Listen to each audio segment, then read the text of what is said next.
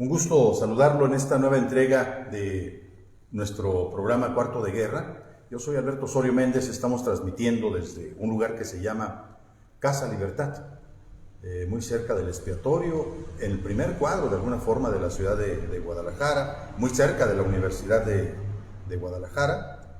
Y bueno, también dentro de lo que es una de las mejores colonias por décadas, quizá mucho de ello ya se perdió, pero es la colonia moderna, y bueno, junto a ella también la colonia Lafayette y la colonia americana, algo de lo más bonito durante décadas para tratar de entender qué fue de Guadalajara y cómo nos hemos empeñado todos en perder esa metrópoli. Bueno, hoy vamos a platicar justamente sobre ese asunto. ¿Qué fue de Guadalajara? ¿Dónde la perdimos? ¿Quiénes contribuyeron a que se perdiera la esencia de una ciudad que se veía majestuosa y que hoy en muchos lugares es un muladar? Fíjese que para los efectos de este programa hemos invitado a un empresario. Él es don Carlos Navarro, a quien le agradecemos que nos acompañe.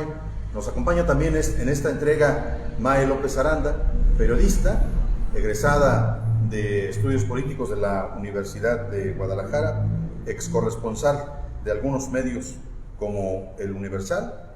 Y bueno, con ellos vamos a platicar qué fue de Guadalajara, cuándo la perdimos y en qué condiciones hoy se ve esta ciudad. Así es que bueno, bienvenidos, con un fuerte abrazo y un saludo muy afectuoso a todas las personas que nos ven del otro lado de la frontera a través de la plataforma de la otra radio de Chicago. Así es que bienvenidos todos y vamos a iniciar. Don Carlos, pues gracias de antemano por acompañarnos en esta entrega de Cuarto de Guerra y platíquenos, a su juicio, qué ha pasado con lo que hoy tenemos como ciudad. ¿Dónde la perdimos o estamos bien? ¿A dónde va Guadalajara? Buenos días, ante todo, muy agradecido por la invitación y pues me hace sentir bien el que piense que yo puedo ayudar para hacer este análisis, ¿no? Uh-huh. Yo no creo que hayamos perdido Guadalajara, simplemente son épocas que nos han trascendido a nosotros, pero ciertamente de la Guadalajara de los años 50, yo llegué a esta ciudad aquí en la calle de Garibaldi, en el hospital que entonces era la Beata Margarita, creo que ahora ya es Santa Margarita. Uh-huh. Todavía se encuentra, ¿no? Sí, claro. Uh-huh. Operando plenamente. Allá a 2 cuadras de la Capilla de Jesús, que es parroquia también. Uh-huh. Y pues sí, me he pasado ya 3/4 de siglo viviendo en esta ciudad, con algunos paréntesis muy pequeños, pero la he visto crecer, la he visto transformarse y de alguna manera la he visto descomponerse también. Sí. Entonces, pues, 75 años. 75 años. ¿Usted nació aquí en Guadalajara? Aquí en Guadalajara, en la calle Garibaldi. Ajá. Es capillero de toda la vida. Es muy interesante citar el barrio de la Capilla de Jesús, un barrio donde fue como refugio de una buena cantidad de personas que se metieron a la guerra cristera. De hecho, en la parroquia de la Capilla de Jesús se encuentra un mini museo de sitio en donde se observan algunos de los vestigios de lo que fue la guerra. Hay algunas de las cosas que utilizaron algunos de los clérigos que fueron sacrificados, que fueron asesinados. Por ahí se ve, por ejemplo, una de las túnicas, de las sotanas, creo que todavía manchada de sangre, de uno de los señores que dentro de la iglesia participó en el movimiento cristero. También se conoce de cómo muy cerca de la Capilla de Jesús, por el rumbo del barrio de Mezquitán, tenía su casa, o al menos ahí se refugiaba, uno de los grandes líderes del movimiento cristero. Don Carlos, ¿ubica todo eso? Bueno, no tanto, ¿eh? Ajá.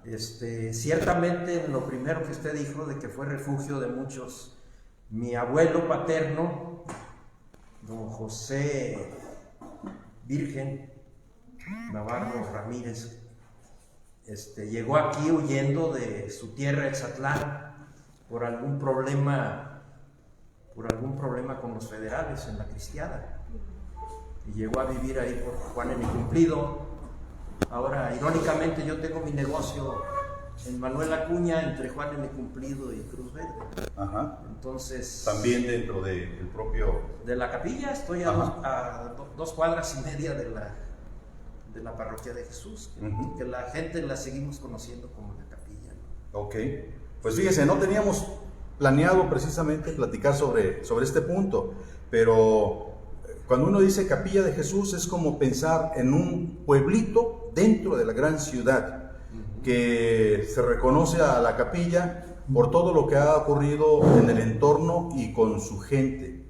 Por ejemplo, en la Capilla de Jesús vivía el señor que se encargaba, vive creo todavía, de instalar todo el sistema de audio cuando se preparaba la romería de la Virgen de Zapopan, que salía desde la presidencia municipal, ese sistema de audio, y se venía recorriendo a través de los cables y las bocinas por toda la avenida Ávila Camacho y antes por la avenida Américas.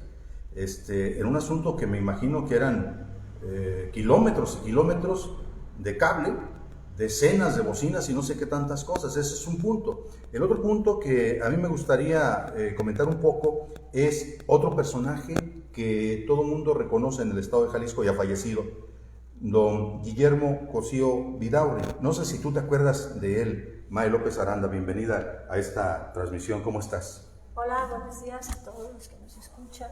Gracias por ello y qué bueno que estamos nuevamente aquí para los oyentes en Chicago, de mandarnos saludos, ¿no? Sí, no hay que olvidar. Fíjate que estaba viendo aquí que hablaban de la Capilla de Jesús, que es un barrio que tiene pues ya 204 años, porque hay una nota del 2018 donde dice la Capilla de Jesús, un barrio con 200 años. Obviamente tiene toda la historia, ¿no? Y sí, de hecho es uno de los barrios que ha conseguido crear, aún mantener comunidad, ¿no? Porque, por ejemplo, cuando pasó lo del terremoto en México, que llegó mucha gente de la Ciudad de México y del centro, se rompió un poco eso, ¿no? Por la desconfianza por la gente que llegaba y por muchas cosas que empezó a crecer y ya no nos volvimos vecinos, sino nos volvimos seres que nomás nos vemos a la salida y a la entrada a casa. Sí, y todos somos ajenos, ¿no? Sí. Todos somos desconocidos. Sí, entonces es muy agradable reconocer que todavía Guadalajara tiene esos espacios, aunque sean entre aislados y que ya no sea como el común de la ciudad, pero que, por ejemplo, en San Pedro Tlaquepaque también pasa que las familias que se han quedado pues siguen teniendo esa amistad o la relación de vecinos. Ajá. Pero de ahí afuera todo el mundo, yo vivo ahí, todo el mundo está arisco, ¿no? Porque si roban, si te secuestran, si te dejan un muerto, si el muerto... Pueblo mágico. Mágicamente trágico a veces, ¿no? Siempre Sí. lo he dicho sí. Pero bueno, y respecto a... ¿Qué me preguntabas? Sí, te preguntaba de un personaje de la Guillermo. capilla, don Guillermo Cosío Vidaurri. ¿Lo recuerdas? Pues sí recuerdo a Cosío, yo estaba muy jovencita. Cuando fue la explosión, que Cosío finalmente fue lo hicieron el principal responsable, ¿no? Digo, tenía que ver, pues finalmente era el gobernador. Pequeño detalle. Entonces, pues sí tendría que le correspondía dar la cara, ¿no? Por lo que había pasado, porque pues sigue aún en duda de si de verdad fue un problema técnico o fue realmente por la naturaleza, que no sé, nadie lo cree. O incluso provocado, que esa es otra Eso de las tú cosas. tienes una versión más adelantada de eso, ¿no? Alguna Sí. vez me has contado eso.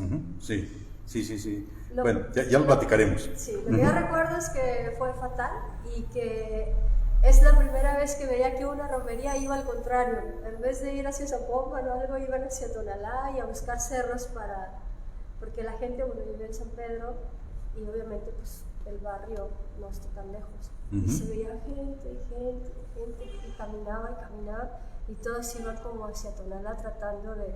Tenía la sensación, en una ocasión alguien dijo, es que yo tenía la sensación de que iba a seguir explotando. Sí. Porque pues, nos tocó salir corriendo y veíamos así como en las películas, que una bomba tras otra, y ellos pues, sentían que les iba a explotar, iba a seguir explotando y no sabían hasta cuándo. Algunas personas no sabían de qué se trataba, y sí, algunos creyeron que era una serie de atentados dinamiteros, ¿no? Cuando los reporteros, los medios de comunicación sabían que había cientos de miles de litros en la alcantarilla, que pues esto ocurre el miércoles de Pascua, pero desde una semana antes la gente no podía estar en sus casas porque emanaba tanto vapor de hidrocarburo que chillaba, picaba los ojos, ¿no? Y a la gente la hacía llorar, la hacía chillar. Ese es un asunto que sí no se puede olvidar. Pero bueno, volvamos con el caso de Guillermo Cosío Vidaurri, habitante de la Capilla de Jesús. Si tú recuerdas, Guillermo Cosío Vidaurri fue una persona muy importante porque él llegó al gobierno de Jalisco a finales de los 80s y llegó con una popularidad que creo que marcaba el 89% de los votos en su favor, que no sé cómo le hizo, pero más o menos en esa tendencia. Y luego estaba a punto de llegar a la presidencia, no, también ya estaba en la presidencia, Carlos Salinas de Gortari, dos personajes que, me imagino, para el mundo periodístico marcaron la pauta de lo que fue un nuevo desarrollo tanto en Guadalajara, en Jalisco, como en México. ¿Qué recuerdas de eso? Pues de Salinas recuerdo que había mucha esperanza. Ajá. Había mucha esperanza para bien, porque finalmente en ese entonces solo teníamos esa opción, ¿no? El PRI y el PRI. Sí. Entonces, bueno, dependía de quién era, la contienda estaba de quién iba a ser el bueno, ¿no? 6 meses antes de un año ya se empezaba a hablar de quiénes eran los caballos que estaban ahí listos para arrancar. Para adquirir la presidencia, ¿no? Y sí recuerdo mucho que en particular ese periodo cuando ganó Salinas había cierto más ánimo que en otras elecciones que después igual, o sea, te puedo decir, recuerdo una atrás de Salinas y luego ya las hacia adelante. Y en la de Salinas sí fue como muy que sí era que sí iba el otro, porque había como 3, ¿no? Que eran como, no recuerdo quiénes eran. Pero sí, aquí a lo mejor usted recuerda cuando estaba, no, cuando iba a ser la elección para el candidato del PRI, que era cuando uno tenía dudas de quién podía ser, ¿no? Una vez que ya estaba el candidato del PRI listo, ya sabíamos que era el presidente. No, para el presidente de México. Eran 6. Eran 6, ¿verdad? ¿Usted lo recuerda, don Carlos? Pues a ver si no se me va alguno. Era Manuel Bartlett. Ya, es verdad. Ajá. Era González Avelar. Era Del Mazo, Alfredo Del Mazo. ¿Cuántos van? 3. Era don Sergio García Ramírez. ¿Y quién más? Salinas, obviamente. Salinas. No me acuerdo si en ese estaba Ojeda Paullada o no. No, él fue antes. Okay. Se me escapa alguno. Pero sí, el que supuestamente iba a ser era Alfredo Del Mazo. Sí. Y ahí se habla de un movimiento, de una discusión entre Fidel Velázquez y Miguel de la Madrid, y que finalmente se iban a ir por un tercer candidato, que ese tercer candidato era Sergio García Ramírez, jalisciense. Ex procurador general de la República. Pero bueno, ahí entraríamos ya en temas políticos. Ajá. Y en suposiciones que pues no están probadas, ¿no? Sí. Pero yo volviendo a don Guillermo Cosío Vidaurri, yo sí puedo presumir de haber tenido una relación muy estrecha con él. ¿Cómo era don Guillermo Don Guillermo era para mí un tipazo. Un tipazo, los dos Los dos somos, aunque él ya falleció, somos exalumnos del Colegio Luis Silva. Ajá. Entonces, cuando los 100 años del Colegio Luis Silva, él estaba en México y nos dio mucho apoyo. Estuvimos en la organización, en el famoso Tubo Gómez, Sí. aquel futbolista del portero de las Chivas, y otro grupo de padres de familia, y pues él colaboró muy bien con nosotros. Y desde ahí, después de eso, cada Navidad, entonces todavía se estilaban las tarjetas de Navidad. Yo durante muchos años, todavía siendo el gobernador, recibía una tarjeta de Don Guillermo hacía mucho deporte, ¿o no? Eso sí lo ignoro. Ajá. Lo ignoro, pero de que fue un político que, vamos, fueron 3 sexenios aquí en Jalisco donde se decía que él venía de gobernador. Sí. Y luego cuando llegó, que eso es muy importante, aunque no nos quisiéramos meter tanto a la grilla, hay que analizarlo. Cuando Guillermo Cosío Vidaurri llega a la gubernatura desde el 89, se sabía que había una persona que estaba haciéndole ruido al presidente, que tenía un gran apoyo por parte de la población. Y yo me acuerdo, yo apenas iniciaba en estas labores del periodismo, y a donde quiera que llegaba, trataba a la gente por su nombre. Don Guillermo. Sí, claro. Y a todo mundo reconocía. Claro. Era una estirpe que también me sirve para ligarlo con otro asunto. Una estirpe de políticos que lo primero que tenían que aprender era cómo tratar a la gente. Relaciones públicas. Relaciones públicas. Y hay otro personaje que es clave para entender qué fue del poder priista en Jalisco. Jesús González Bortázar, que cambió muchísimo la estructura de la sociedad, lo que es el territorio geográfico urbano y lo que es la forma de entender las calles que hoy todavía vivimos. ¿Qué nos puede decir de eso? Jesús, el Chacho. El Chacho. El Chacho. El famosísimo Chacho. Pues no, yo ahí sí entro en terrenos que no conozco muy a fondo, ¿no? Pero sí, pues fue un personaje cuando él fue precandidato a la gubernatura, cuando la ganó el PAN en el 94. Yo alguna vez, en el muy lejano ya 1980, fui compañero de vuelo, nos tocó de compañeros de asiento, era él, Miguel Montes Johnson, hijo de don Miguel Montes Castellanos, de los famosos dulces de Poncitlán, y un servidor, y tuvimos una charla muy agradable, pero sí realmente cuando designan de candidato a Eugenio Ruiz Orozco, la gente, inclusive entre los priistas, se decía que el candidato que podía pegarle al PAN era el Chacho, porque era un priista inconforme o rebelde. Entonces, que después de las explosiones, pues era lo que se necesitaba, alguien que fuera priista, pero que al mismo tiempo no fuera tan obediente. Tan oficialista. No quería usar esa palabra, pero bueno, porque pues bueno, así también se usaba. el candidato fue otro gran amigo mío que fue Eugenio Ruiz Orozco, que hasta la fecha de vez en cuando nos saludamos. Él tenía el Arvisa, allá a una cuadra del Club de Industriales, Arvisa, que es Arnulfo Villaseñor Saavedra. Entonces ahí otro gran personaje también. Ahí nos reuníamos algunas veces con otro periodista que ya falleció, con Javier Garavito. Javier Garavito Tobar, pero nos estamos encauzando mucho hacia la cuestión política.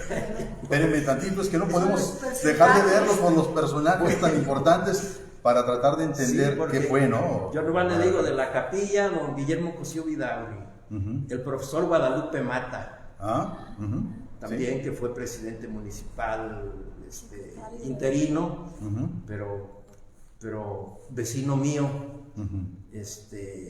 inclusive Orozco Romero, el licenciado, el exgobernador también. Es que por más que tratemos de separarnos rápidamente de este apartado, no es tan fácil. O sea, Alberto Orozco Romero, yo me acuerdo porque me dio entrevista y él trabajaba, se desempeñaba como magistrado Sí. en la Suprema Corte de Justicia de la Nación, y el señor muy franco, muy abierto, incluso creo que a él le tocó de alguna forma atender lo que era varias de las broncas muy grandes que tuvo la República Mexicana en los convulsos movimientos sociales.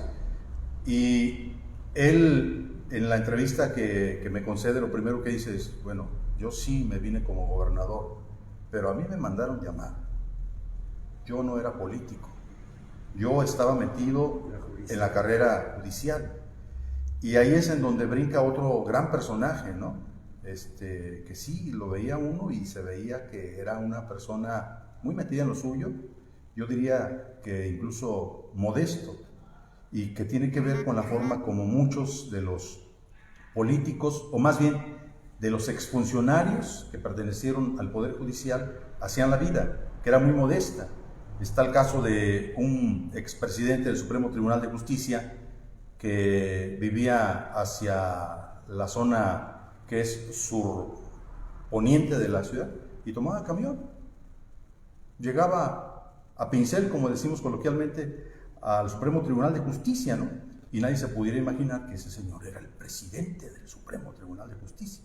Digo, porque también ahí vale la pena analizarlo, ¿no? Hoy, Oye, ¿cuántas...? No, espera, el que está hoy es licor, ¿no? Ajá. Y tiene un súper carrazo, un carro rojo, como, eso es así, maravilloso, ¿no? Pero ya lo tenía desde antes. Sí, pero hoy... En sus primeros cursos que dieron del nuevo sistema de justicia penal, les pagaron muy bien, y como él fue de los primeros que se capacitó en eso, después a su vez le tocó ser como maestro de otros, y dice, nos pagaban súper bien. Dice, entonces yo ahí todo lo que junté, me lo contó en una entrevista, me compré este carro. Y volteé el carro, no, es muy bonito, ¿no? Y es un buen abogado, creo que está haciendo también bien su papel. Que, bueno, pero también le llueve Sí, recientemente claro, pues es en el Congreso, ¿no? Finalmente es Sí. complejo tanto ser gobernador, ser diputado, ser presidente del Supremo. Claro. Sí, pero a lo que voy es, hoy no podemos ubicar a un presidente del Supremo Tribunal de Justicia, o un gobernador, o a un presidente del Congreso viajando en transporte público. Claro, Hoy, difícil. ¿cuántas Suburban traen? ¿Cuántos escoltas? ¿Cuántos guaruras? ¿Qué tipo de blindaje debería de traer? Bueno, pareciera como que ahora traen eso por la seguridad, no es cierto. Hace años, desde que los panistas entraron, empezó ese rollo que querían sentirse pues fuera del pueblo, ¿no?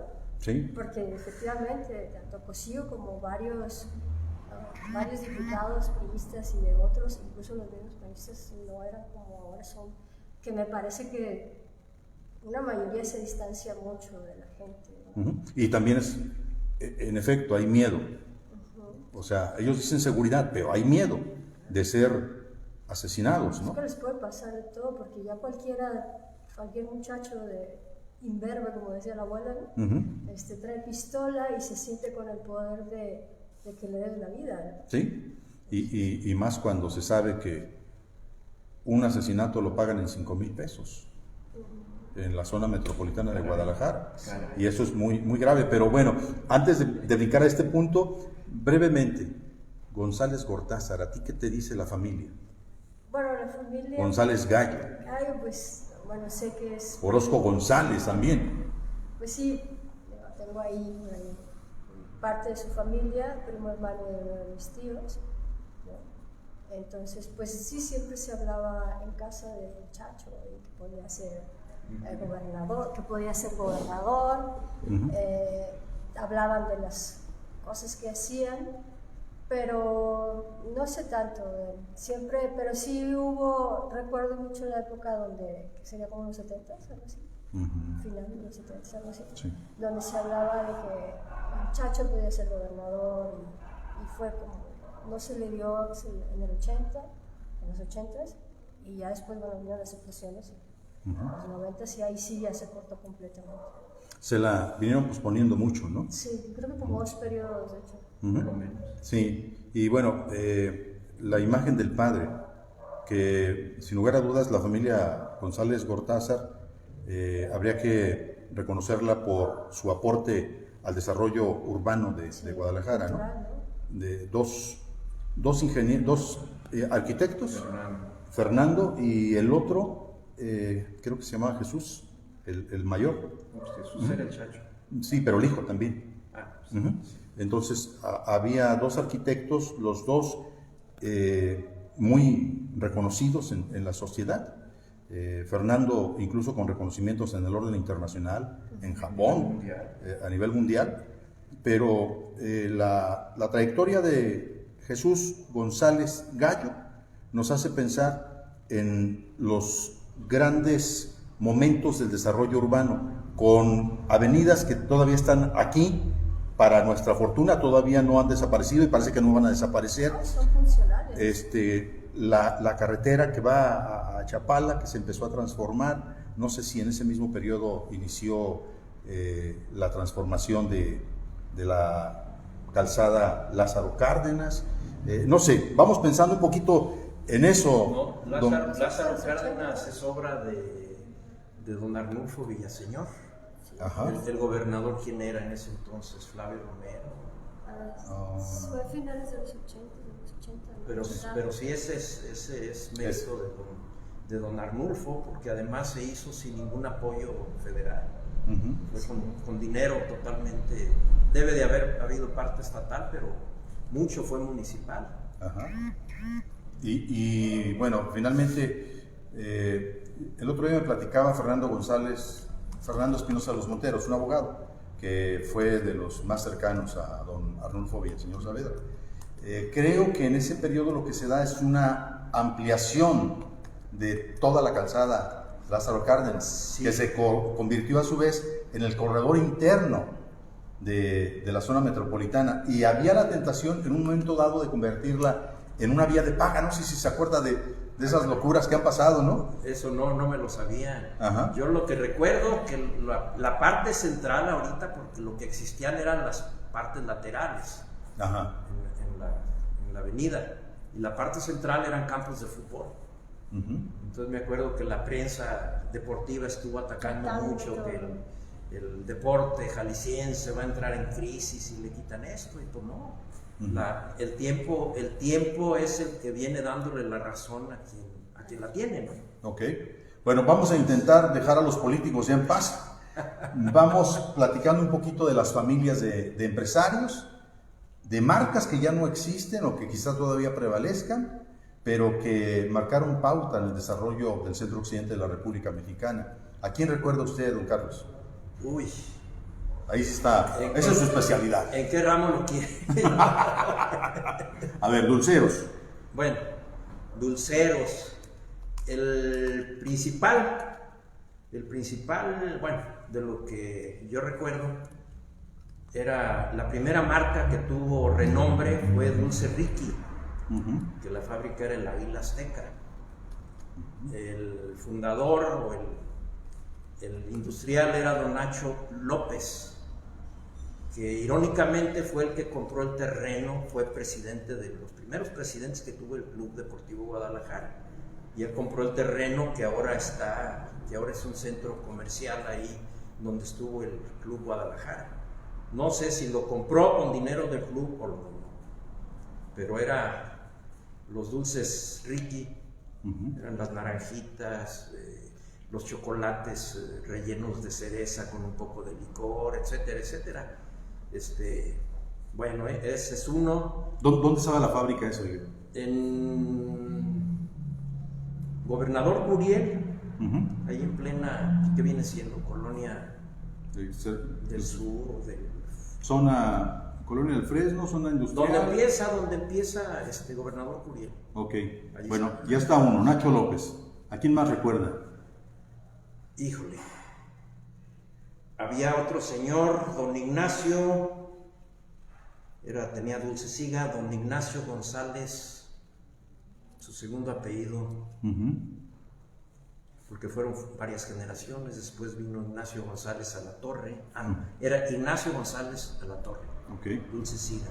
Ajá. Y después siguió el hijo, Ignacio González Gómez, y después el nieto Ignacio González, se me va su tercer apellido.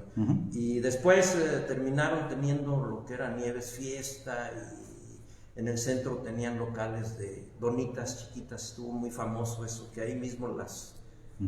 pero desaparecieron. Ah, sí, unas donitas que las vendían en bolsas de papel. De papel, así es. Sí. Después, yo ya más en mi época, pues estuvo don Benito Acosta, Dulces Beni, que todavía existe allá por cerca de Tonalá. Viene siendo en Coyula, no sé. Ahorita ya están los nietos. Entraron otros capitales, pero ellos empezaron ahí en Federación. Otros dulceros fueron fuertes, chocolateros, por ejemplo, Chocolate Ibarra tiene presencia a nivel nacional e internacional. Se ha quedado muy al margen los chocolateros, porque pues aquí eran Chocolate Ibarra y Chocolate Dos Hermanos. De don Guillermo González Ibarra y Chocolate Dos Hermanos de don Roberto Corona. Ahí están los hijos. Yo pienso que ya los nietos también. Pero el Chocolate Ibarra era para que hubiera crecido tremendamente. Sigue existiendo y no es despreciable. Prevalece todavía. Otros, don Ángel Ibarra Dávila, que todos los hijos después llegaron a tener sus plantas, sus fábricas, lo que fue Dulces Vero. Después le vendieron a ¿Dulces Vero tuvo su origen aquí en Jalisco? Sí, claro, aquí en el barrio de San Martín, ahí en la 30 más o menos. Hacia el llegaron oriente de Guadalajara. Hacia el oriente, así es. Sí. Y pues ellos acabaron vendiéndole a Bimbo, que para mí fue un golpe muy fuerte, pero no voy a hablar de lo Oiga, pero por esa misma línea, cuando menos sí podemos rescatar una marca que se mantiene tremendamente exitosa. De la Rosa. El mazapán de la Rosa. Obviamente, ¿no? Pues es el mazapán y es todo. ¿Cómo le dicen a este señor Mario López Aranda? Siempre yo soy la que tiene el rey del mazapán. El rey del mazapán, el señor Mazapán. El señor Michel.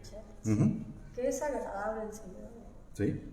Bueno, yo lo ubico por las entrevistas y las cosas que dice. Yo lo ubico por la forma como...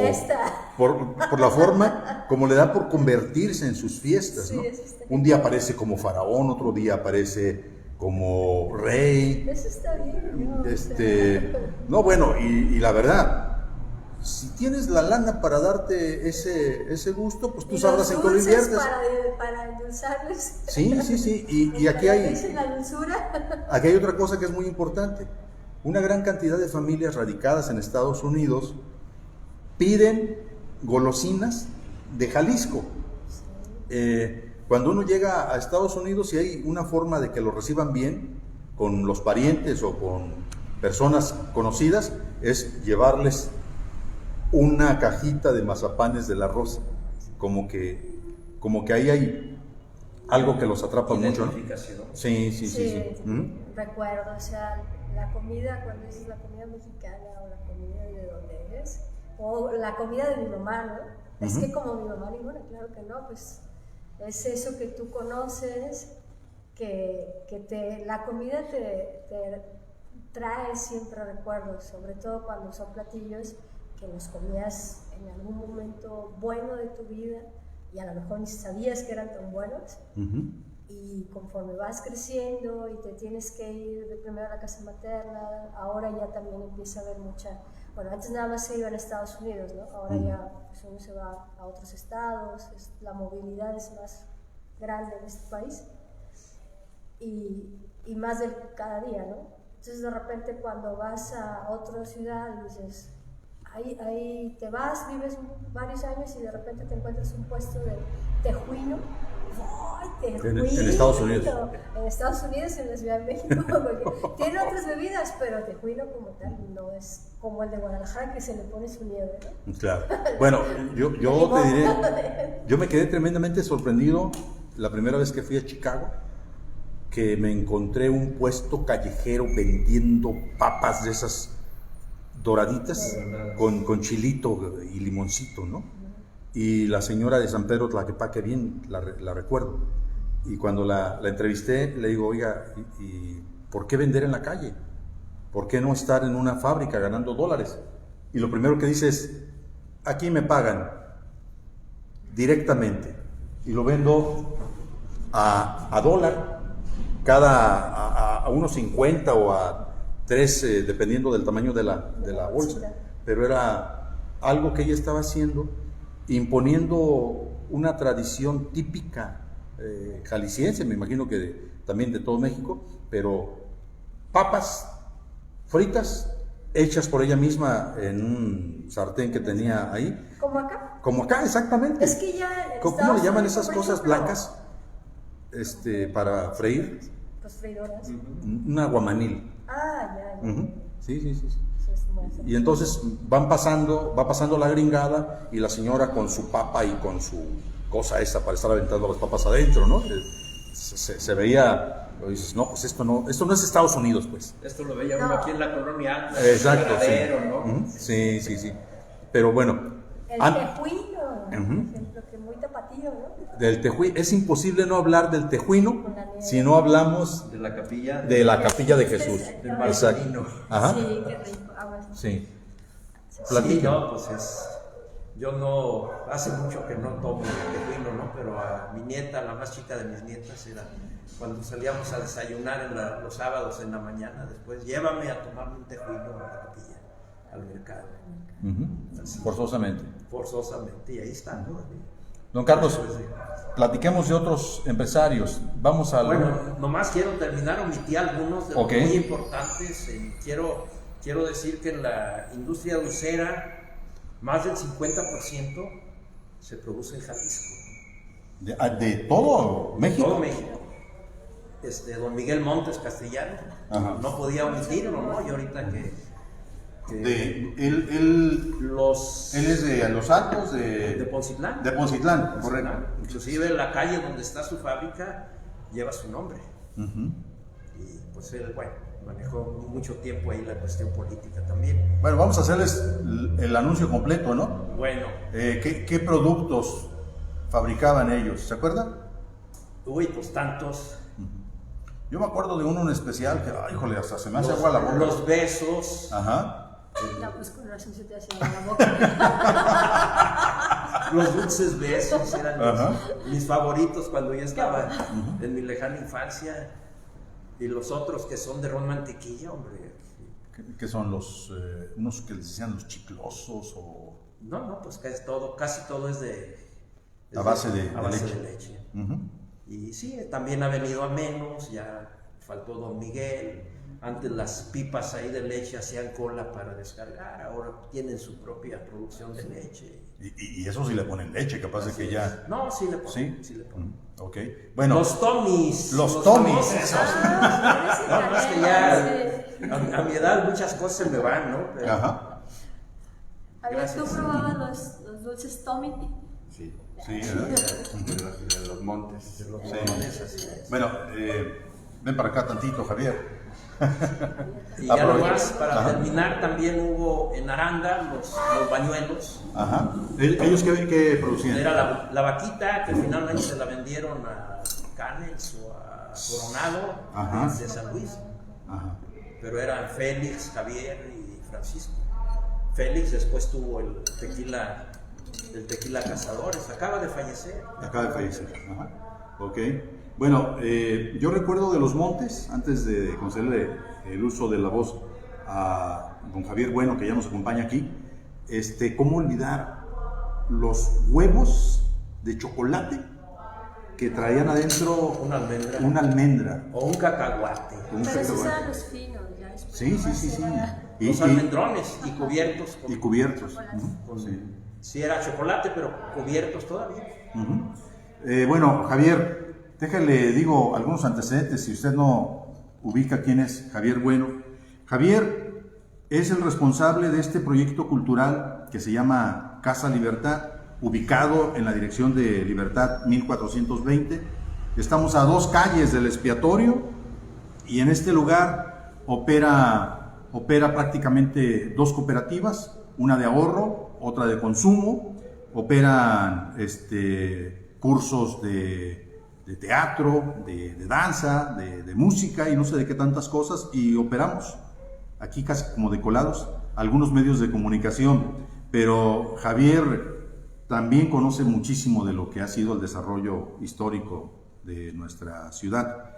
Javier, ya citabas tú algunos de los famosos dulces que producían la familia de los Montes. Sí, los recuerdo muy bien. Acércate un poquito más, por favor. Los recuerdo muy bien porque en mi infancia yo iba muy seguido a un rancho que está junto a Poncitlán. Zapotlán del Rey era la tierra de mi madre. Entonces, pues era obligado el paso por Poncitlán y ahí fue donde conocimos esos famosos dulces de los Montes. Ajá. O sea, tú citabas los tomis. Así es. ¿Las natillas también eran También las natillas. de los Montes? Así es. Uh-huh. Sí, era lo clásico en aquella época. No sé, ya no los he vuelto a ver. Muy poco los he visto.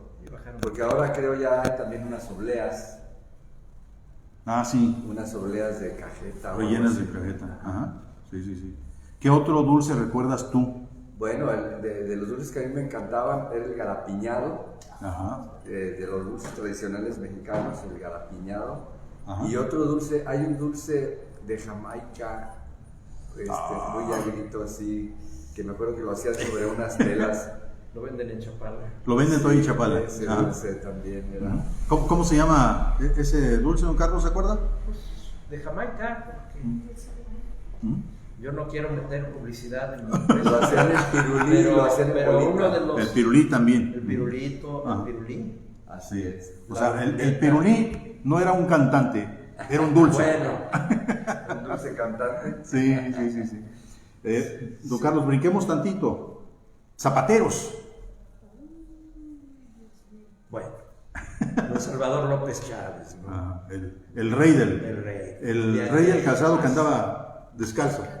Nunca ha sido mi fuerte la cuestión, pero pues es un personaje conocido por todos, ¿no? Tipo que le dio lustre a la economía y a Guadalajara. Ajá. Sí, los negocios de Calzado Canadá se veían pues, en toda la República. En todo el país, en Sudamérica y en la parte sur de los Estados Unidos, ¿no? O sea, Así fue es. todo un emporio. Pero también... Eran muy buenos sus diseños. Ajá. O sea, creo que compiten incluso con los que hay ahora. El problema era que eran duros. Pero, ¿se acuerdan? Los bostonianos que, bueno, El quien Palermo. tenía unos bostonianos, ¿no? Ajá. Sí. Y luego cuando vino esta cosa de la perestroika, que viene el cambio en el mundo, él cambió y puso también su estilo en los zapatos que tenían la perestroika. Sí. Inclusive cuando las Olimpiadas del 68, los Adidas Canadá se entraron ahí en el mercado de tenis deportivos. Adidas Canadá. Adidas Canadá. Ajá. O sea, hubo una alianza. Una alianza entre Ah, caray. Pero Canadá impulsó a Adidas. No, ¿O fue convenio? Ya Adidas ya conocía, pero fue un convenio. Fue para la Olimpiada del 68, aprovechando pues la euforia olímpica de aquellos años. O sea, sabía en su momento, entonces Sí, ya era- no es casualidad. Sí. ¿no? Cosas que pues bueno, ya quedaron en el pasado. Otro empresario del calzado que a la postre se hizo famosísima la marca porque le trabajaba a las mujeres para hacer calzado de dama de muy buena calidad, calzado que se exportaba a todas partes y que venían las mujeres de la alta sociedad a comprar zapatos a Guadalajara, no a León. ¿Lo ubica? Sí, el zapato. Lo quiero traer a mi memoria. Ajá. Lo quiero traer a mi memoria, pero se me va. A ver, le doy 2 pistas. Carlos González Federico Lozano. González, Federico. Federico. ¿Su padre era Federico? Sí, pues fue uno de los. Federico. Precisamente hace rato hablábamos del Club Guadalajara. Era el socio principal. Era el socio principal. Así Y es. fue presidente. Y Era hijo la también. zapatería Dione. Ah, sí, Que todavía sí, existe, ¿no? y son Sí, muy Plaza buenos. Patria. Pero bueno, no sé, aquí seguramente María nos va a decir con más precisión cuáles son las características de estos zapatos, porque no eran baratos, eran zapatos un tanto caros, ¿no? Pues yo recuerdo que, por ejemplo, para el colegio, para las cuestiones también muy formales, había que ir a León, ¿no?, a comprar tus zapatos porque eran duraderos, buenos, y aparte no eran cómodos. Sí, tenían como las plataformas bien, ¿cómo se dice?, adaptadas al pie mexicano, ¿no? Luego también era la época de los 80, 70, que yo más o menos recuerdo, que se traía mucho tenis, por ejemplo, muchos tenis de Estados Unidos, ¿no? Los Converse, los Vans, y aquí no había pues, más que Canadá. Pero el zapato femenino, jamás alguien pidió unos zapatos de Estados Unidos, porque venían, en efecto, muchas que venían de varios lugares a comprar, pero sobre todo cuando venían las mujeres de visita, las primas, las tías y así, pues, sí, venían por zapatos, ¿no? Ah, no, es que yo voy a ir a comprar zapatos. Incluso hasta hace poco, gente de México ha venido a comprar Noelia, y algunas personas relacionadas, una persona que conocen. Bueno, hay que especificar, Noelia era es una amiga tuya que le trabajó muy cercanamente a Enrique Peña Nieto. Enrique Peña Nieto se trabajó ahí en la presidencia, ¿verdad? Ok. Y bueno, pues venía ella por sus zapatos. Dice, por fin me puedo dar el lujo de venir a comprar zapatos a Guadalajara. Y le dicen, pero ahí en la Ciudad de México, no, acá son mejores y hay de mi medida. Bueno, hablando de marcas, había una sí. marca de zapatos para niños que era Mickey. Ah, sí, la Mickey. Que estaba el expendio ahí en Morelos. Ahorita me viene a la memoria, o sea. Sí, es que una ¿En cosita. dónde estaba? En Morelos. Ajá. Tenían Morelos ahí donde estaba, enfrente de donde estaba Casa Prieto, de los Max y Fausto. Ok. Y yo lo recuerdo porque yo trabajaba aquí como representante de una empresa de sabores que tenía su base en México, era una transnacional. Y siempre cuando tenía yo que trasladarme a México, las compañeras me decían, oye, te encargo unos zapatos de tal número para mi hijo, ¿no? Porque los mejores zapatos para niños eran los Mickey. Sí. No sé si los fabricaban aquí, no sé si era distribuidor, si la marca, si le maquilaban, sí, pero también era de los zapatos del calzado famoso. Y de eso ya no se conoce. Ya no, después hubo otra que eran las zapaterías Descuento, que era de un señor Macías o Maciel. Era relacionada con lo que quizá conocimos como zapatería El Montón, ¿o era el mismo concepto? En donde uno encontraba zapatos muy baratos, por montón, pero muy malos. Ya después fue un auge cuando se vinieron los de León, ¿no? Con la zapatería Tres Hermanos, que también tuvo aquí su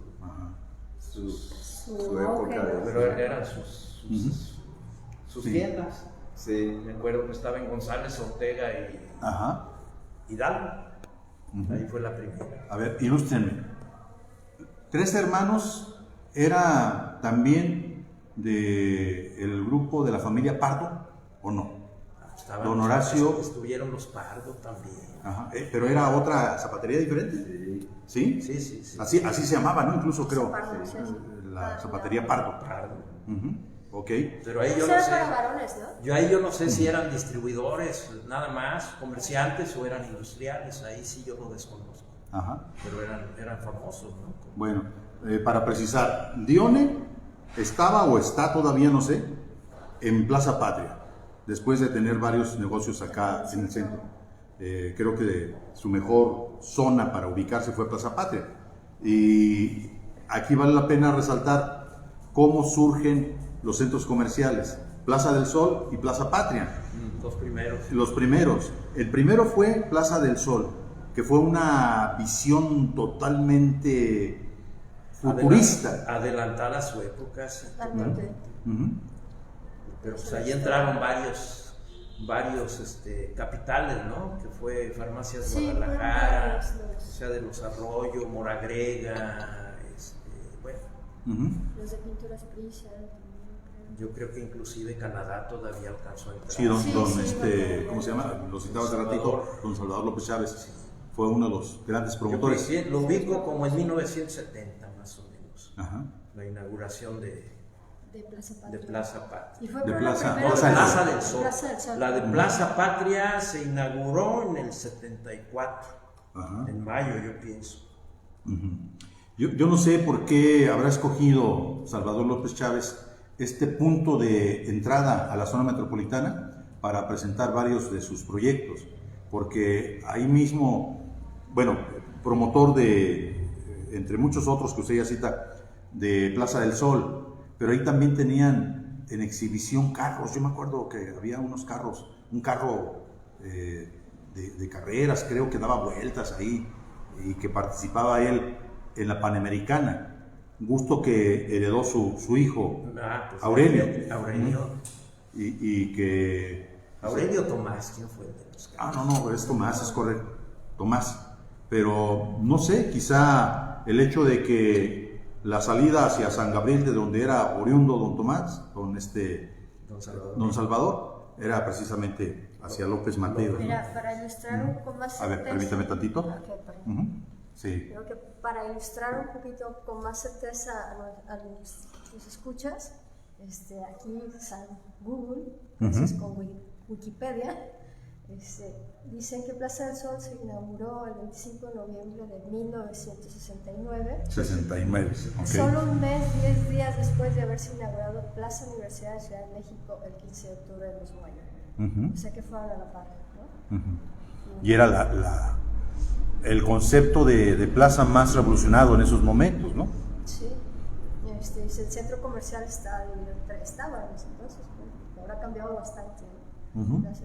En 13 zonas. Cada zona tiene diversos tipos de tiendas y los giros que ofrece el centro comercial en general son almacenes, almacenes de ropa, servicios financieros, fuentes de soda, tiendas de electrónicos, papelería, farmacia, pronósticos, entre otros, ¿no? Ok.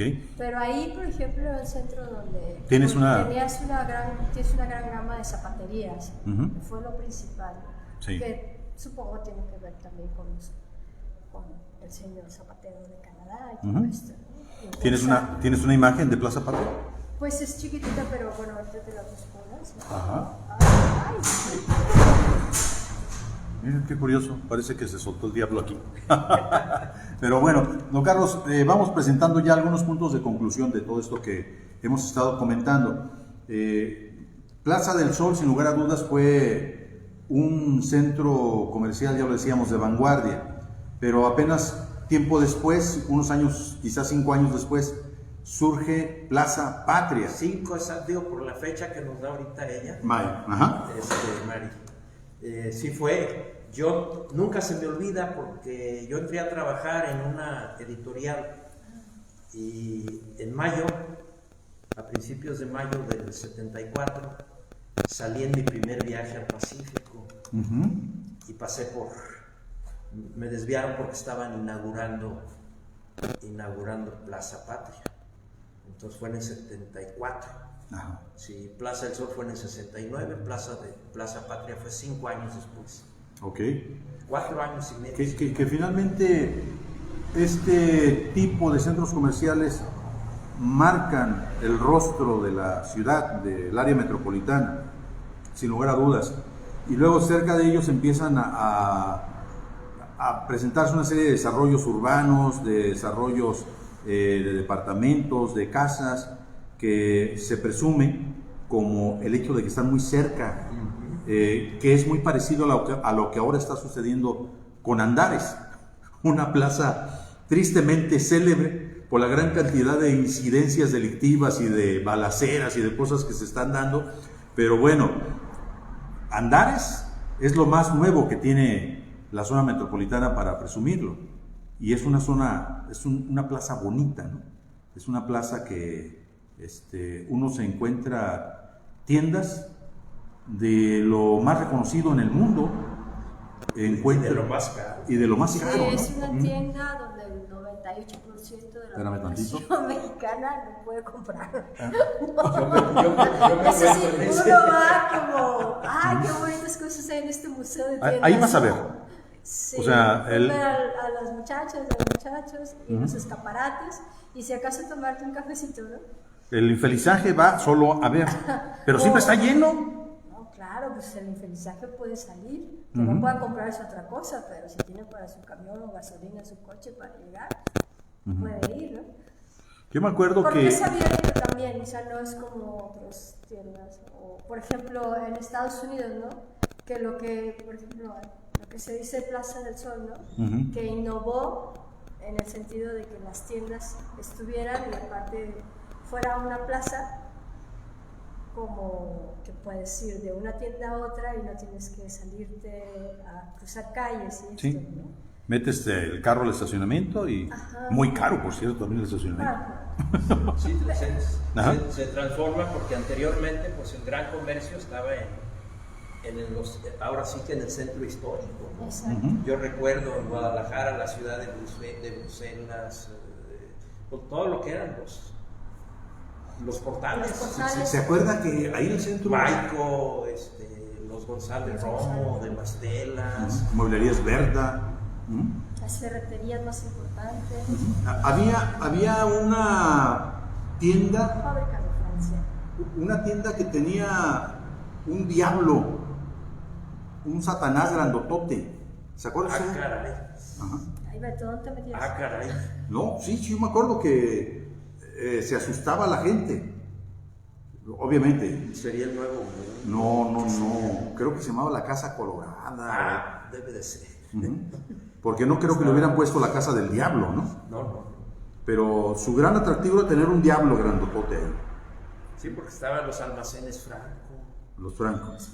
Franco, uno de los Francisco Franco, irónicamente fue mi compañero en el colegio de Silva. La venta de telas era importantísima. Sí, Pues Los González Romo de San Juan de los Lagos. este diablo era la imagen de una de esas tiendas de telas, ¿no?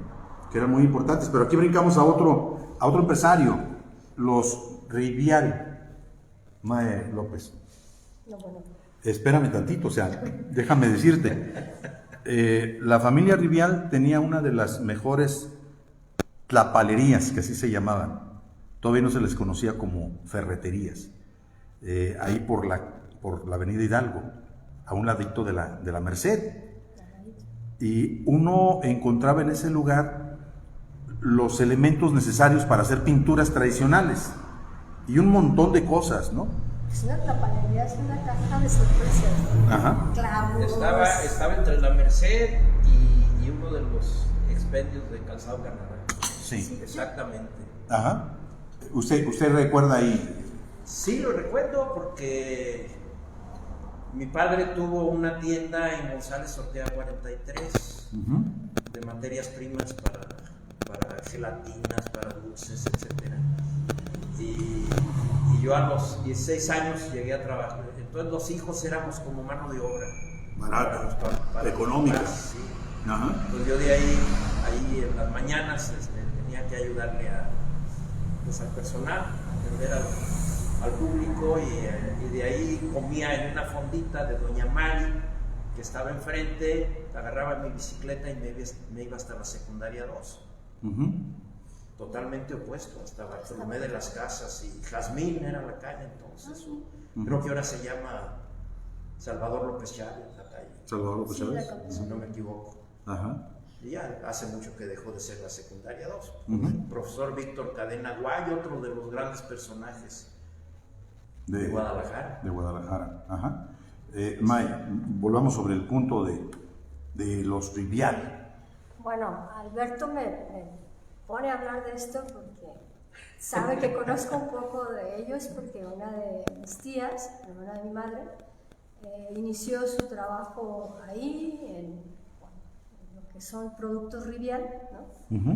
Y ella conoció, cuando entró, ella llegó a hacer su servicio social a la fábrica que tienen allá por Lázaro Cárdenas y cerca del Mercado de Bastos, ¿no? Entonces ella llegó ahí a hacer su servicio y se quedó ahí, empezó a trabajar y ahí se jubiló como antes casi se usaba, ¿no? O era lo deseado. Él me contaba que el abuelo de René Rivial, que es ahora más contemporáneo de los que están al frente de las culturas, o de la fábrica, ¿no? Bueno, ya está al frente, pero bueno, decía que el abuelo llegó justamente de Francia con un grupo de personas, más o menos así, y que ellos trabajaban en las fábricas de Francia y que sí, ellos dormían ahí, o sea, como en las tiendas. Antes, cuando en los 20s, 30s, 40s, en Europa, se usaba que si tú trabajabas en una empresa grande, una tienda grande, pues, como lo que fue Fábricas de Francia, tenían los empleados que vivían en las tiendas, y entonces ya fuera o arriba o abajo había cuartos, y ahí las dependientas vivían, o los dependientes, ¿no? ¿Es cierto eso? Sí, porque o sea, eran tiendas y a su vez sí, y a su vez eran viviendas. Sí, porque como que se dio un movimiento, bueno, se usaba en Europa y se usaba, pues cuando llegan europeos para acá a poner sus tiendas, pues obviamente trajeron su molde, ¿no? Eso yo lo vi en la tele y me pareció que quizá era un asunto inventado. No, es totalmente cierto, totalmente cierto que sí se hacía. Decías que hay una serie. Sí, hay una serie, no sé, pero se trata justo de una tienda como Fábricas de Francia, que venden perfumes, venden ropa y esto, y las muchachas que cuidan, pues, es como cuando antes la gente rica tenía una sirvienta, o como se le llama ahora, persona, ¿cómo es? Bueno, Trabajadora doméstica. Trabajadora doméstica. Que, bueno, finalmente todos sí. somos No obreros vayas de alguna forma, ¿no? No vaya a ser que luego me tire. No, bueno, no, te metes en broncas. Antes así se decía, no, yo no puedo cambiar las palabras de la historia. No, la verdad. Entonces, dormía, en mi casa, recuerdo cuando era niña, había una persona que le daba y era como la jefa, y ella tenía su propia recámara. Su propia... El cuarto de servicio. El cuarto de servicio. Bueno. Pues le iba muy bien. Terminaba por ser la... Sí. Pásale. Terminaba por ser parte de la familia. Sí, de hecho la más querida, ¿no? Pero en mi familia sí se usaba, por ejemplo, mi abuelo era de un pueblo y pues que su tanita que se vaya a trabajar, pues obviamente se le asignaba un cuarto. Pero tenía que ver también con la costumbre de la gente que venía a trabajar al centro del estado, y que se acostumbraba que el sacerdote pedía una carta de recomendación para saber quién era la persona que iba a pedir trabajo y qué tanta confianza podía tener la persona que lo recibía. ¿Cierto o falso esto, don Carlos? Bueno, me tocan temas que no son de mi dominio. Acérquese un poquito más. Yo lo que sí puedo decir que... Pero pues, lo ha vivido. Se volvían parte de la familia. Sí, o sea, yo en la casa ya cuando mi padre empezó a tener más solvencia económica, había... La primera casa que compró fue en Avenida Francia, que ya la mencioné yo. En la Moderna. En la Colonia Moderna. Ajá. Y había una señora, doña Salud, que vivía en la Colonia del Fresno, ella era la cocinera, y su hija Lupe, creo que su apellido era Cabrera, pues era era nuestra nana, nuestra nana, pero estaban incorporadas a la familia, o sea. Mi mamá trataba mejor Espérame tantito. Ajá, okay. A las personas de servicio que a sus hermanas. ¿Ah, sí? Y no se lo perdonan todavía las chicas. Dice una de mis tías, dice, no, es que tu mamá le daba la leche que me tenía que dar a mí, se la daba a la hija de la señora que le ayudaba, ¿no? Y ese tiene... Bueno, es que ese es el punto. Si realmente llegaban a ser parte de la familia en términos de la vida cotidiana, totalmente. Se observaba quién era quien más lo necesitaba, ¿no? Pero volviendo al tema de la señora Rivial, bueno, el patriarca primero que llegó, él llegó así como dependiente de una tienda grande, pero en algún momento se hizo de una bicicleta, y según cuentan, los que conocieron, los que saben historia, que son mis hijos, Ujú. que él en las noches salía a recorrer la ciudad y que lo que al final estaba haciendo con esos recorridos era ver como dónde podía desarrollar cierto negocio y qué era lo que le hacía falta a la ciudad, esto y aquello. Y es como empiezan a tener la ferretería. Él puso la ferretería que está ahí, lo que decimos ahí con el santuario, ¿no? Entonces, a partir de ahí es como se empieza a crecer el emporio de Rivière. Se dio cuenta que también era necesario como que venir del primer mundo a una ciudad pequeña, porque pues, si hubieran llegado a la capital quizás hubiera sido diferente, pero llegó aquí, Guadalajara estaba en un punto donde podía tener, y era la expansión además de la, ¿cómo se dice?, del crecimiento poblacional. Sí, sí, sí. Fue como los 40, 50, ¿no? Era cuando los pequeños centros metropolitanos de México se estaban convirtiendo en grandes centros metropolitanos, era cuando el país estaba compitiendo, pretendiendo dejar de ser rural, y una gran cantidad de personas eran atrapadas por la ilusión de vivir en la ciudad, ¿no? Pero decías de la familia de René Rivière. ¿Ellos vienen de dónde? ¿De Francia o de España? Creo que de Francia sí tienen como ascendencia francesa, pero exactamente no sé de qué parte vienen de Francia.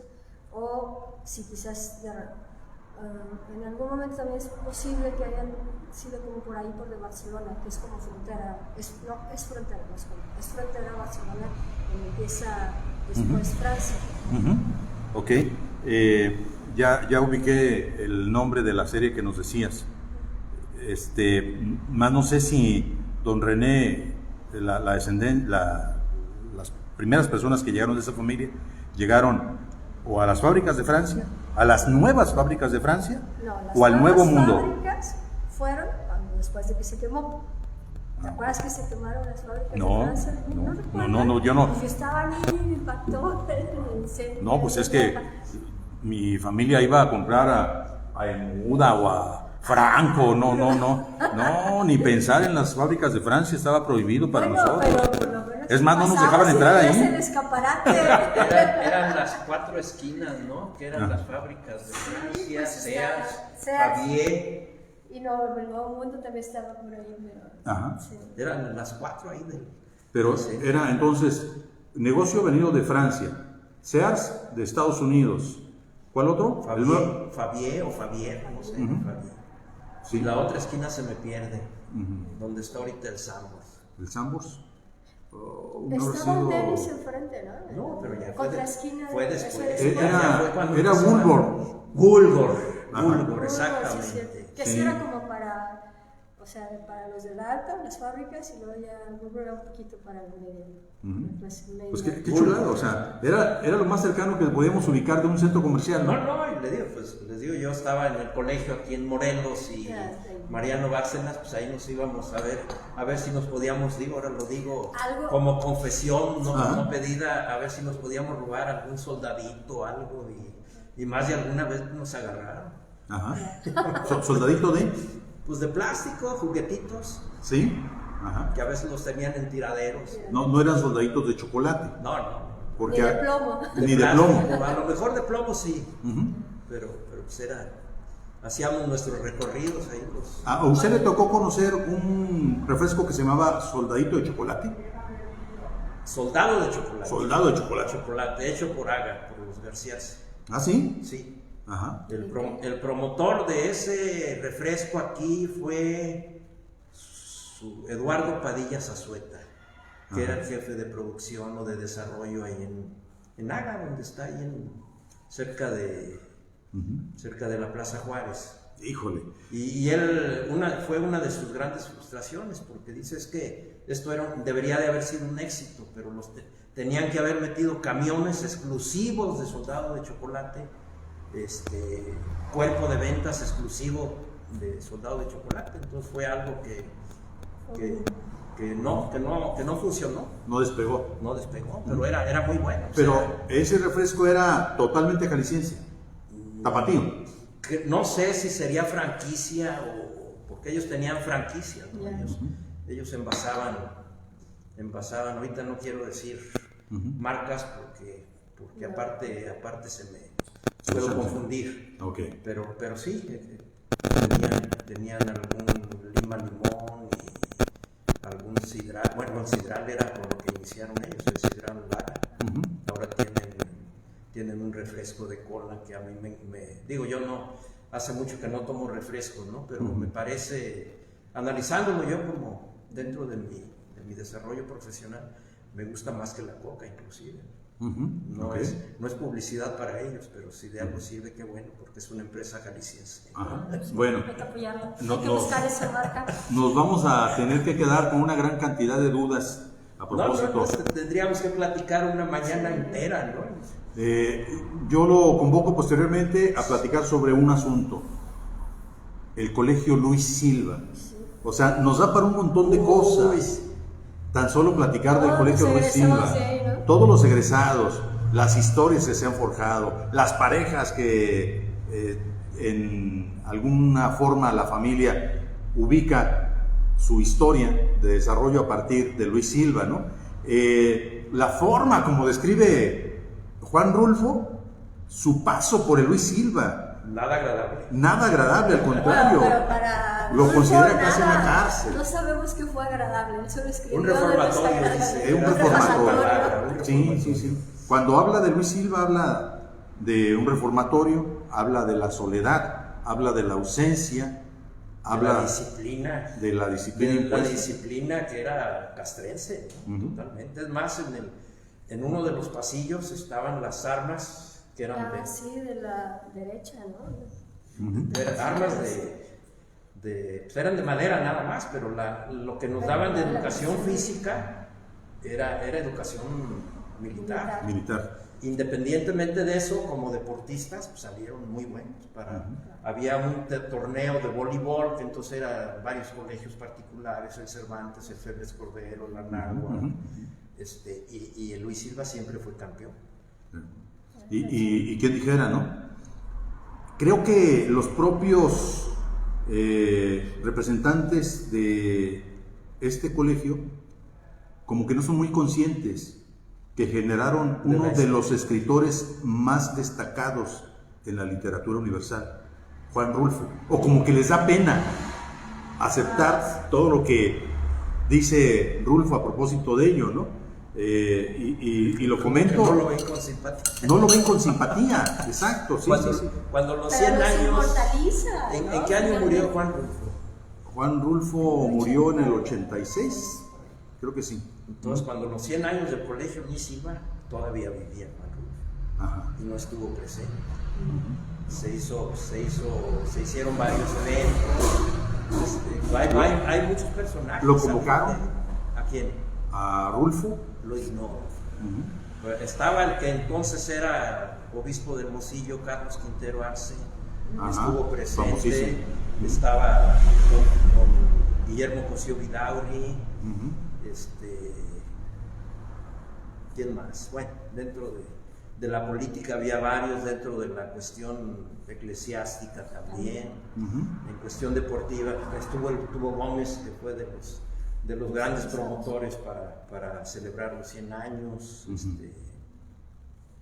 Bueno, pues hacemos un programa especial sobre. Así nomás, hay un libro que yo lo tuve, voy a ver si lo consigo, porque mi hijo, yo fui segunda generación, mi padre estuvo en el Colegio Luis Silva, yo estuve en el Colegio Luis Silva, y mi hijo, el único hijo varón que tengo, hizo primaria y secundaria ahí. Y estaba un libro escrito por el doctor Alfonso Manuel Castañeda, el dermatológico que estaba ahí por Independencia llevaba su nombre.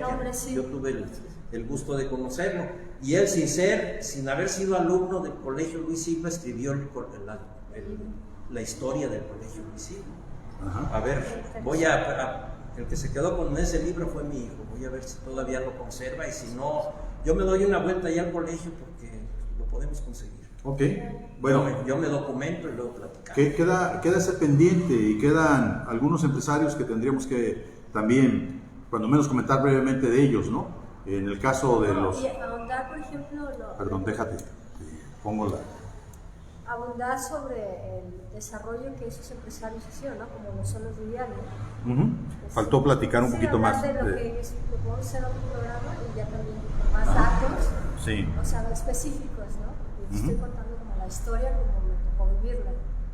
Y tengo algunos datos, pero sería bueno reconocerles también las cosas que han hecho que no se conocen tanto. Bueno, lo que pasa es que yo estoy pensando con esto que dices, podríamos solicitarle una entrevista a alguno de ellos para que nos dé su punto de vista, de lo que significa ser empresario en Guadalajara, que de repente es un asunto muy difícil, ¿no? Por ejemplo, estos señores de las farmacias Guadalajara, que no parecían unas farmacias de servicio al pueblo, parecían unas farmacias del servicio al alto clero o a las buenas conciencias de Guadalajara, porque todavía a inicios del nuevo siglo se oponían a vender condones. ¿Y tú cómo sabes? Me tocó verlo. ¿Que cuando te contaron te tocó vivirlo? No. Y luego eran tremendas las mujeres y los hombres que trabajaban ahí en farmacias Guadalajara, porque sí los vendían, pero los vendían casi a escondidas para que no se diera cuenta el cardenal en turno. ¿Me da unos condones, por favor? ¿Cómo? ¿Me da unos condones? ¿Quieren unos condones? Y se hacía el escándalo. Toda la gente volteaba. ¿Todavía se está grabando? Sí, todavía estamos. Entonces me limito. ¿Por qué, don Carlos? ¿Le tocó algo así? No, eso iba a decir, ahora va a comprar un paquete y le dicen, oye, están en oferta, si se lleva 3, le cuesta. Sí. Eso determina que Dice uno, no, Guadalajara espérate, cambiará. a mi edad con uno te digo, no hay problema. Bueno, no sé por qué desbarrancamos en este asunto, pero Estamos hablando de los empresarios. tendríamos que platicar también con alguien de los Arroyo o alguien que haya trabajado con los Arroyo, ¿no? ¿Por qué les daba Híjole, tanto? no creo que se prestaran, pero bueno. A lo mejor por ahí alguien. Digo, a mí me tocó conocer a don Francisco Arroyo, Ajá.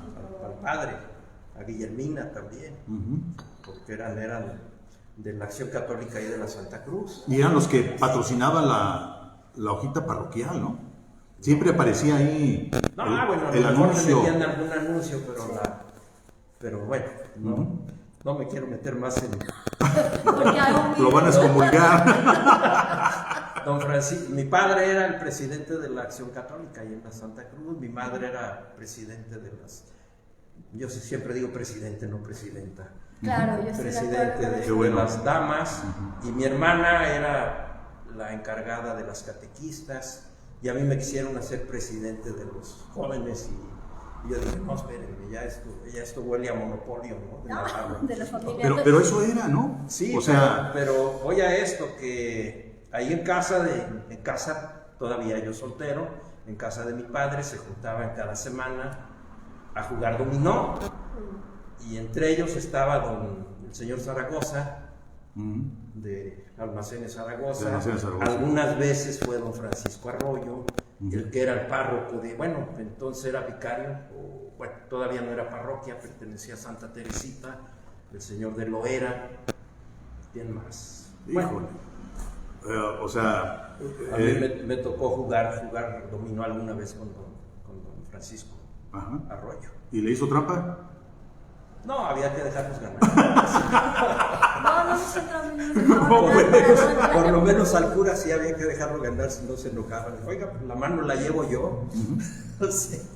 Bueno, señor Navarro, tenemos que platicar también de otro asunto que ya está el asunto del Colegio Ruiz Silva. Nos falta platicar sobre un personajazo de la Grey católica jalisciense, conocido como Pepe Dinamita, que ahí yo no sé cómo le va a entrar, pero tiene que platicarnos al respecto de lo que usted conozca de Pepe Dinamita, ¿no? Y luego... Ahorita fuera ya de... yo le platico. Ok. lo mejor, se lo decimos a nuestra audiencia, no lo va a escuchar. Ahí sí puedes, despídete. Sí, ok. Bueno, vamos a ofrecerle algunas imágenes de lo que es en estos momentos. No, esto es lo que fue como a los 80. ¿Esto qué fue? ¿En los 80? Ay, perdón. Sí, porque ya están las Ajá. esculturas de... Sí. Pero todavía tiene el trazo de Suburbia, que ya no existe, ¿no? Ajá. ¿O sí existe todavía alguna tienda? Suburbia, Hace creo que mucho sí. no lo veo. Creo Que que sí. Suburbia es como el almacén donde los no tan pobres, pero tampoco tan ricos, podían ir a comprar, ¿no? No, Sí. no. A ver, espérame, mira, es que está ahí. Superama. Está ahí el momento en donde está, pues yo creo que está recién inaugurada ahí la Plaza del Sol.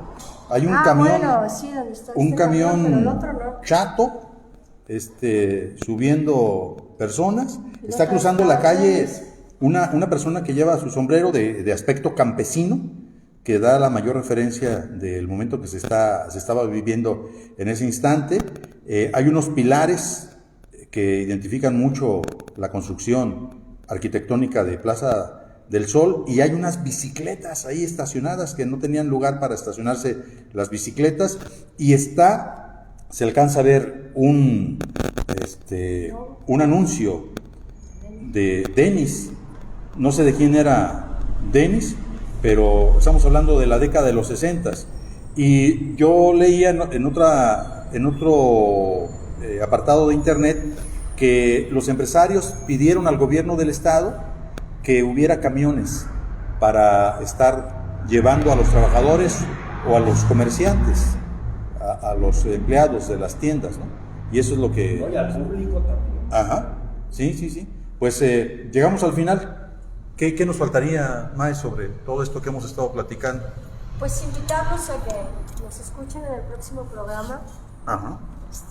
Me parece que es interesante hablar de los grandes empresarios de las épocas pasadas. Ahora ya es muy complicado, ¿no? Porque ya son consorcios casi todos, la mayoría dueños extranjeros. Sí. Y uno dice, ¿dónde quedó la industria? ¿Dónde están los hombres que tendrían que ser, que debieran estar encumbrándose como buenos empresarios en esta ciudad, ¿no? Y poniendo en alto Guadalajara. el nombre de Guadalajara y de Jalisco. Y no que la única noticia que se da de Guadalajara y sus alrededores es todo lo que pasa con el narco, ¿no? Y aparte también hablar un poco del gobernador y su trato hacia empresarios, ¿no? El actual gobernador. Sí, que parece... de los tratos que se les daba antes. Sí, porque uno dice, ay, jole, en Guadalajara da la impresión de que llegó al poder la Coparmex, y yo lo veo de manera más general, y digo, en el estado de Jalisco da la impresión de que llegaron al poder los empresarios. Pues a mí lo que me da la impresión es que el que llegó el gobernador es como un sitio mal hecho. Bueno, es el aporte cultural de May López Arnaldo. Diles así, Venga. Sí. No es nada, ¿cómo se dice?, empático con las personas, ni de la baja, ni de la media, ni de la alta. O sea, los empresarios están como... Pues quizá los que se dedican a asuntos inmobiliarios han de estar un poquito más felices, pero ya discutiremos también el perfil de gobernante que tenemos. Ahorita ya tocó un tema muy importante, Sí. cómo las grandes empresas... Permítame tantito. Las grandes empresas han ido absorbiendo a las pequeñas. Sí. Sí, o sea, que aquí donde quedaron los Maxis, donde quedaron las Tarpenses, Los Emuda. los Emudas, Ajá. Levi, por eso mis respetos para los Arroyo y mis respetos para los Michel Velasco. Y Alguna vez en otro programa le comenté que llegó Bimbo a ofrecerle a Enrique comprar lo que es de la Rosa. Mito, leyenda o fantasía, no sé. Y que Enrique dijo, no, pónganle precio a su empresa a ver si yo se los puedo comprar. Ajá. Eso fue Bimbo. No, a Bimbo. Sí. Bimbo fue el que vino, finalmente pues compraron Vero, ahora Vero ya lo compró otra, la Mandelis o algo así se llama, la empresa más grande a nivel mundial como comercializadora de dulces, que ha ido absorbiendo empresas que eran de medianas a... Que es lo que hace también la gran empresa estadounidense, ¿no? Por ejemplo, Coca-Cola. Coca-Cola ahora distribuye agua, ahora distribuye leche, bebidas, jugos. Ya no es solo la Coca-Cola, Así es. como refresco, como dicen, agua carbonatada. Son más cosas, más. Fíjate, no hablamos de las empresas refresqueras en Guadalajara, que eran muchas. Sí. Y hay algunos. Pues vamos a tener que hacer agenda para tratar de discutir todo esto, porque están las empresas refresqueras, que sin lugar a dudas es importantísimo. Pero ¿quiénes fueron aquellos visionarios que empezaron vendiendo agua de garrafón? Que no era, yo imagino, en la década de los 50, los 60, quien vendía agua. Era la Aga y Arcoiris. Pero Aga no sé si tenga que ver con los Garciase, que probablemente sí. Pero bueno, mi abuelo vendía agua en una carreta tirada por 2 caballos, con 2 tambos y con una manguera así enroscada, y vendía los botes, y me imagino que era una forma incipiente de lo que hoy se ha convertido en el gran negocio, ¿no? Y luego, bueno, uno siempre pensó que el agua para tomarse, cuando la gente tenía cierta visión de la importancia de la higiene, era de garrafón, y los garrafones eran de cristal. Ahora los garrafones son de plástico, de PET, y es otro gran negocio, el PET. Pero bueno, hay que cortar esta transmisión. Don Carlos, un mensaje para la gente que nos está viendo, que nos va a ver o nos va a escuchar en Estados Unidos, para los migrantes y para los latinos que están en la Unión Americana. Pues, ¿qué mensaje se les puede dar? Que aquí estamos, que Guadalajara sigue existiendo, Jalisco sigue existiendo, y que los migrantes que están allá, hay mucha población que es originaria de nuestro estado, y yo creo que no existe ningún jalisciense que no tengamos un pariente, una parte del corazón allá. Claro. Primos, hermanos, tíos, etcétera, ¿no? Entonces, pues Guadalajara sigue existiendo y sigue siendo Guadalajara. No es la misma Guadalajara de hace 40 o de hace 30 o 50 años, pero yo sigo amando mi tierra. Ok, de acuerdo. Sí. Pues muchas gracias, y lo volvemos a buscar para desarrollar estos temas que quedan pendientes. Bueno. Gracias. Mae López, un saludo también para nuestra audiencia del otro lado. No, pues agradezco a quienes nos estén escuchando. A mí me gustaría que si alguien de los que nos está escuchando quisiera que habláramos de algún tema, de su barrio, de su fábrica, de donde vivió su primer amor, ahora que o cómo se vivían las navidades, que ya viene el tiempo navideño antes de que llegara Santa Claus. Claro. ¿No? ¿Te acuerdas? Los nacimientos, ¿no? La onda en San Pedro, ¿no? Híjole. Tocas otro tema que es muy bueno tratar de analizarlo. Primero, desde el Vaticano se da la orden de que los nacimientos ya no tienen que ser tan grandes. No me acuerdo si quitaron al burro, a la vaca y sabe cuántos personajes. Pero ahora la Suprema Corte de Justicia de la Nación se mete al tema y dice que es necesario prohibir la instalación de nacimientos en instituciones públicas, porque estás excluyendo a las demás personas que profesan otra religión o que no tienen ninguna religión. Yo no sé si esté bien o si está mal. Creo que hay elementos para discutirlo ampliamente. Es complicado porque hay religiones que niegan que Jesús, que es el que se festeja de alguna manera el 24 de diciembre, para el 25, pues, si no tienen eso, pues que hagan lo que tengan que hacer los otros, ¿no? Pues sí, pero es que es lo mismo que ocurre a propósito de lo que son actos de simbolismo religioso. Si aquí ve uno al gobernador siendo bendecido, santiguado por su niña, cuando está a punto de dar el cuarto informe de gobierno, lo primero que dice, espérame, es que con ese acto estás discriminando a todos los que no son católicos o a todos los que no profesan una religión. En parte sí, en parte no, porque si él es de esa religión, pues ¿por qué no tiene que venir otra? Igual es, por ejemplo, si tú eres católico, apostólico, romano, y hay una mayoría, ¿por qué no poner eso en los edificios públicos? Sí, pero, si la mayoría pagamos impuestos para que esos pero también la minoría paga, y también la minoría tiene derechos. A eso voy.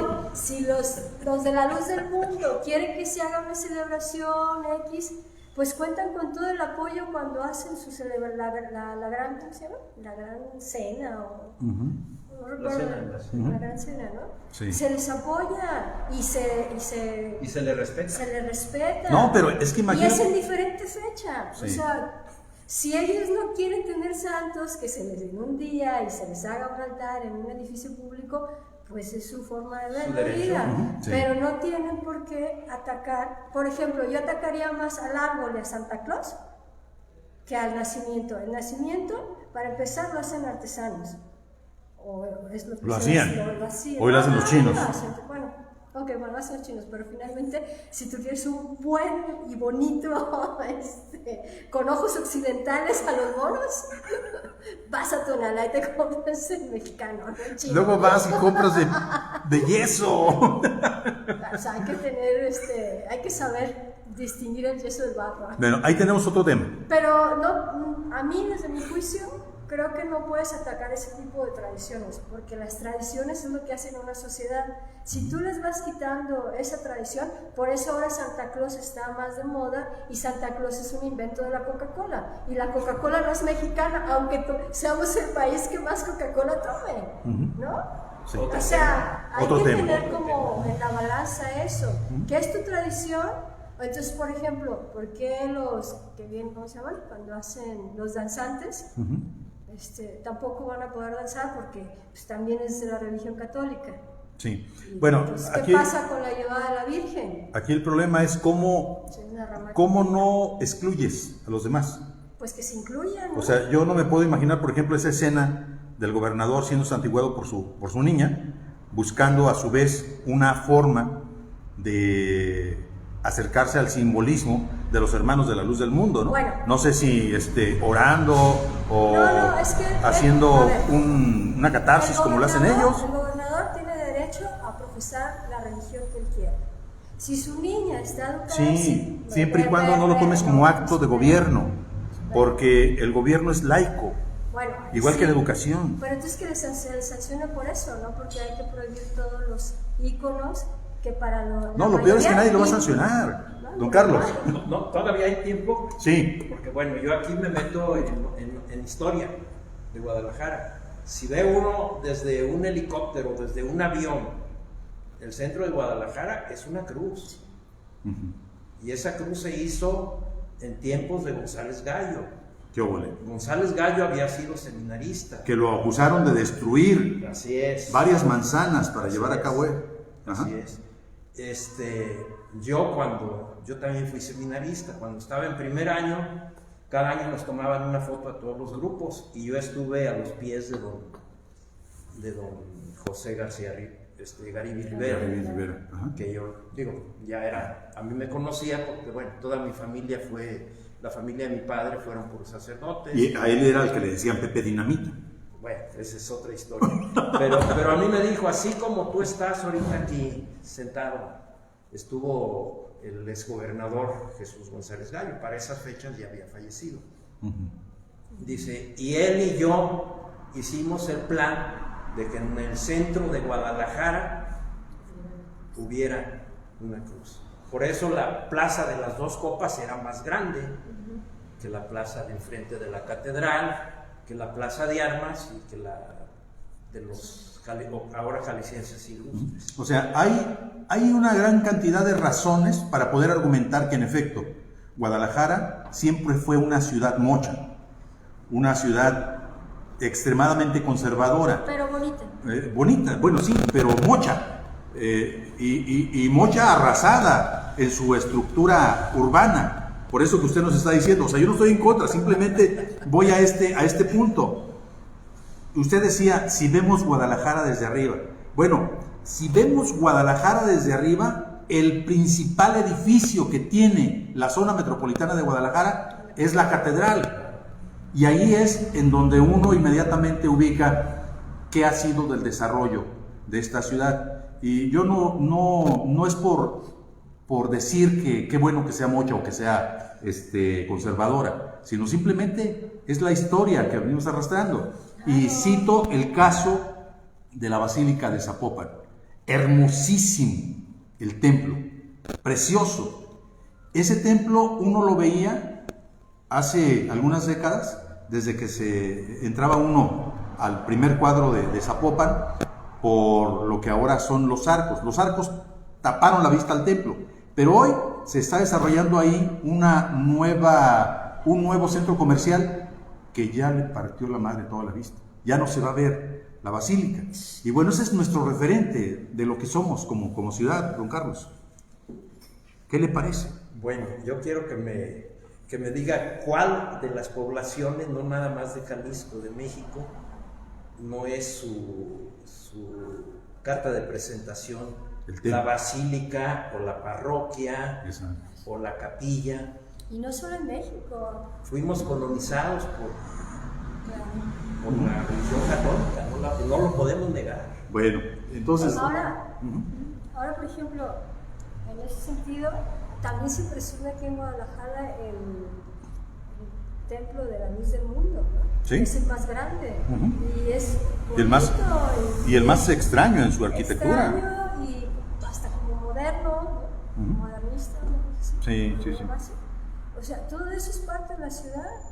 Y tanto tienen derecho, cualquier religión tiene derecho a utilizar el espacio público, porque por eso es público y por eso todos pagamos impuestos.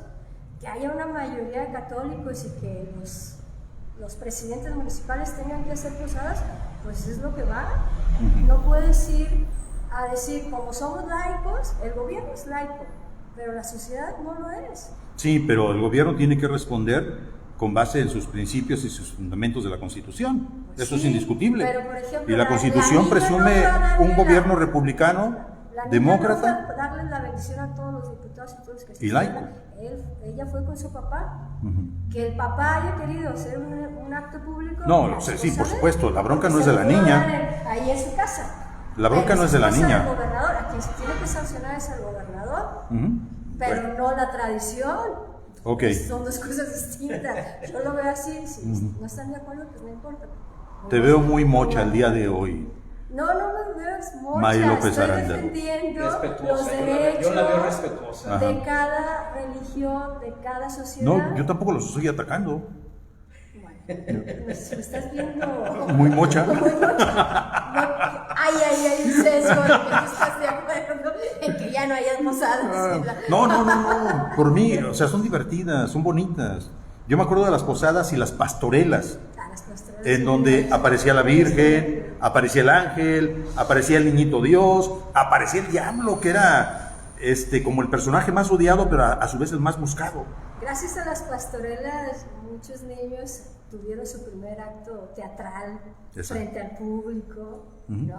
Aunque fuera de ángel calladito todo 3 horas. Sin hacer nada, absolutamente, ¿no? Aquí ¿Cómo no? Adorando en la calle de Frías, al otro Frías, entre Juan Álvarez y Manuel Acuña, vivía don Panchito Flores, que padre del licenciado Víctor Flores, cuñado de Cosío Vidal. Y era una fiesta todo diciembre, se cerraba la calle y don Panchito les hacía sus posadas a los muchachos con regalos, después del 16 de mayo de diciembre hasta que terminaban, y era una fiesta para todos. Yo entonces ya no era tan niño, pero las disfrutaba inclusive. Pues, y eso, pues, de acuerdo al artículo, etcétera, pues era contrario a la Constitución, ¿no? Sí. Igual la procesión esta que se hace para la Virgen de Zapopan, ¿no? Pero son maravillosas. O sea, ¿cómo paras a ¿Cuántos años hace que se celebra? No, antes de que llegara la política a este país. Ya es patrimonio de la humanidad, se puede decir. Sí, así lo consideran como patrimonio intangible de la humanidad, ¿no? Pero bueno, llegamos al final ya de la entrega de Cuarto de Guerra. Por fin. Muchas gracias a la gente que nos sigue del otro lado de la frontera a través de la otra radio de Chicago. Gracias, Jorge Pacheco Saldaña. Allá hasta Puerto Vallarta va nuestro saludo. ¿Qué te parece, Jorge, si un día de estos hablamos sobre lo que fue el internado Valentín Gómez Farías? ¿Qué te parece si tratamos de buscar a algunos de los muchachos que pertenecieron a este centro escolar y le damos vida. El internado Valentín Gómez Farías ya fue destruido, ya no existe, pero ahí están sus alumnos que se hacen reconocer como los valentinos y que tienen una filosofía de vida, me imagino muchos de ellos, marcada por un tipo de educación que ya no se da más y que a lo mejor es algo relacionado con lo que se vivía en el colegio Luis Silva. Entonces va esta convocatoria. Jorge Pacheco, te mando un fuerte abrazo y ya tendremos tiempo de buscarnos, igual a todos los compañeros del Valentín Gómez Farías. Gracias, un placer poderle atender. Mae, muchas gracias. No, gracias a ti, Alberto, por dejarme hablar todo lo que se me antoja. No, qué pleitos se levantan en este programa, pero muchas gracias, hasta luego. La sangre no llega al río, no hay problema.